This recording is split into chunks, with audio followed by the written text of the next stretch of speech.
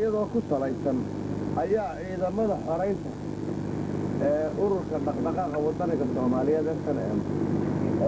kulamo dhawaa oo talashada ciidamada ay isugu yimaadeen xarunta ururka la isla qorsheeyay in qorshe guud oo hawlgal loo sameeyo ciidamada taasoo wada jirahan ay ciidamadu fulinayaan marka hadda qorshaha diyaar garowgii ama waqtigii ama xaaladii ciidamadaas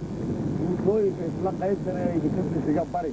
magaalada isla joogta Khalid bin Waliid ilaa ciidanka kulmiyeen waan isla soo aragnay heerkooda diyaar garowga iyo muddada ciidamada la isku keenayo bismillaahi raxmaani raxiim tara waxaa arkaysaan ururka midabkiisa toddobaad ee ciidamada qaybta saddexaad ee saldhigga koowaad ee horreeyay mujaahid ururkaas oo Soomaali oo ku jira gaarkiisa ciyaar ugu yihiin inay difaacaan dalkooda iyo dadkooda waa ururka midabkiisa toddobaad ee qaybta saddexaad ee saldhigga horreeyay oo doonaya inay salaan sharaf siiyaan